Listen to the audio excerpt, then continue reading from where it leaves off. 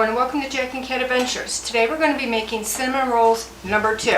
So let's get started. It's a lot of steps, but it's really easy. So in a cup, you're going to get 1 3/4 cups of milk.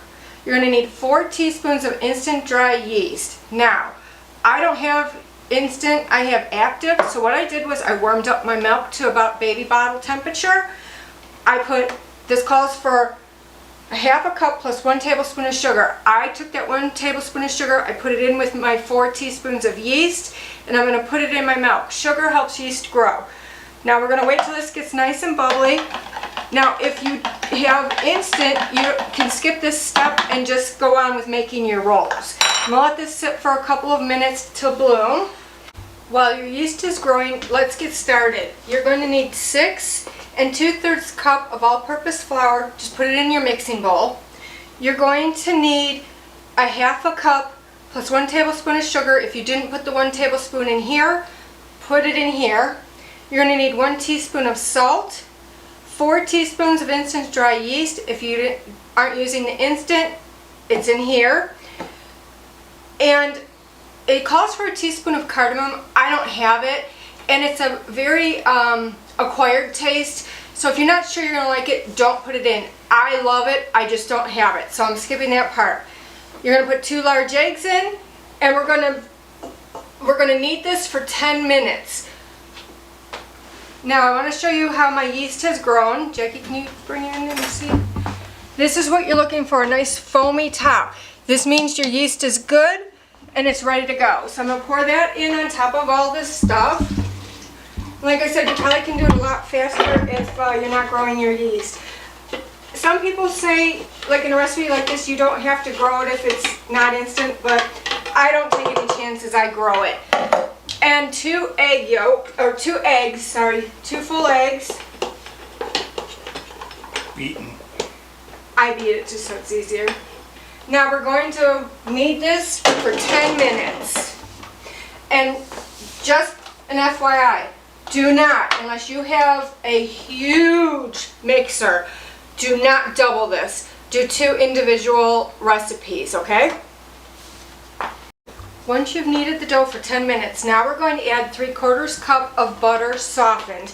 You're going to do a little bit at a time and make sure it gets mixed into that dough before you add more. This is going to give your dough a really silky feel. Alright, once you get down to the last pieces of butter, add it to there. Let it get mixed in. Make sure you're scraping down your bowl and getting all that butter around the outside.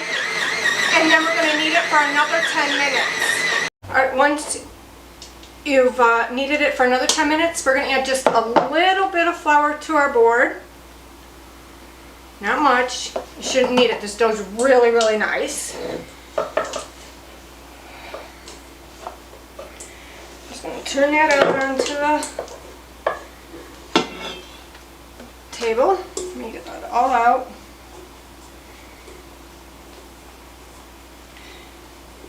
Okay. Now, what I'm going to do is I'm just going to sprinkle just a little bit on top. And I'm just going to kind of knead it just for a second or two, just to kind of bring it together. See, it's not sticking my hands or anything, so I don't need all this flour. The less flour you add, the more tender your rolls will be, so kind of keep that in mind. Okay, I'm just going to bring this together now.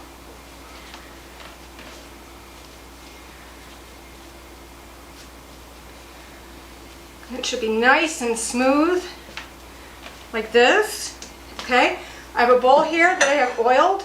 I'm going to put it in, roll around, and then put this bottom part in there. We're going to cover it and let it rise until it's double in size. While your dough is rising, let's move on to the filling. In a bowl, you're going to need 2/3 cup of butter softened, 3/4 cup of brown sugar, 4 teaspoons of cinnamon, and 3 teaspoons of cornstarch. Now the cornstarch is going to help the filling not come out of your rolls. It's going to kind of set it up. If you can get your hands on the Vietnamese cinnamon, I recommend it for all of your baking needs. It's so much better than the cinnamon in the grocery stores. So I'm just going to mix this together until it comes together, and then we'll move on to our next step. Alright, here's my dough. Look at that. Now keep your towel because you're going to need it to do another rise. We're going to punch this down.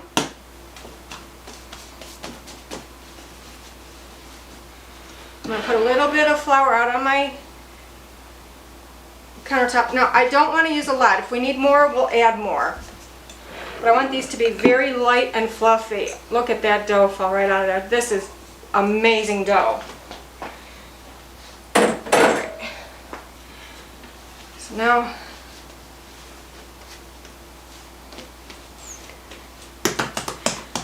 just punch down and get all that air out. Okay, I'm just going to put a little bit on top, and I'm going to start rolling this out to 17 by 21. 17 by 21. So as close as you can get to the measurements. Now we're going to add our filling. Using my offset spatula, of course.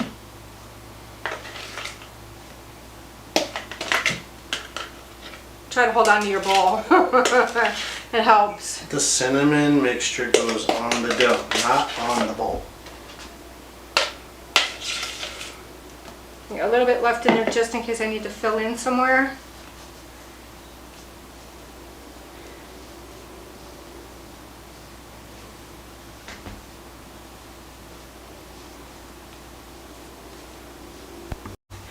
Alright, so now I put the filling in. Now don't worry if it don't look like enough. It's enough. Just spread it really thin because you're going to be rolling this onto itself, which means there's going to be layers and layers of the filling in the actual roll. So Jackie's going to roll it for me. Roll it really tight.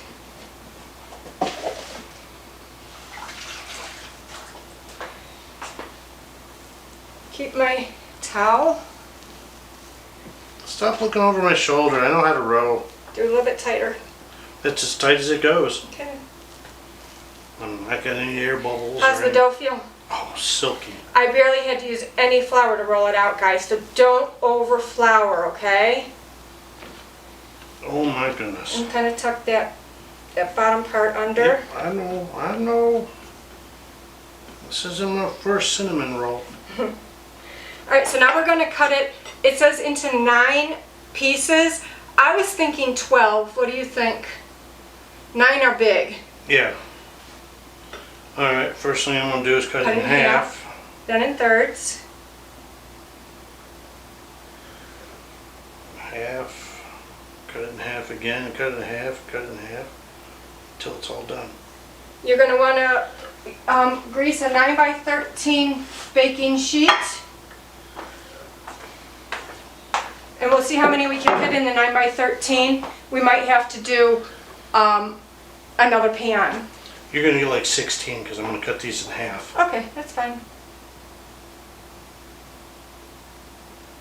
Start laying them in? Yep. Alright, so you're just going to lay them in.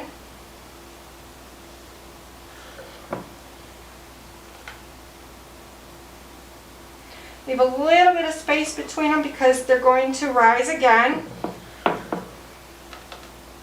Well, it's going to be basically one big sheet, and then you have to cut them apart. It's okay. It'll taste good anyways. Oh, I know. Trust me. Yeah, we're going to have to do a couple pans, but that'll be okay. And then you're going to let them rise for 40 minutes covered. These look amazing. This was one of the easiest cinnamon roll recipe I've made. Some of them are so complicated. And this filling is nice. A lot of it is really crumbly and dry. Yeah. And ends up, running all over everything. I gotta spray that other one. Alright, so I'm going to put these, I'm going to cover them and let them rise until they're, for 40 minutes or until double in size. Alright, once these have risen for 40 minutes, this is what they look like. They are amazing. Now what you're gonna do is you're gonna put these in a preheated 350-degree oven. I'm just gonna drizzle a little bit of heavy cream over these buns.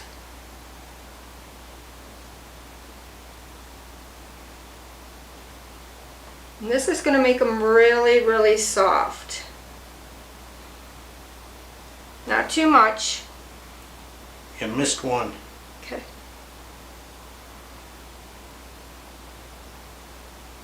I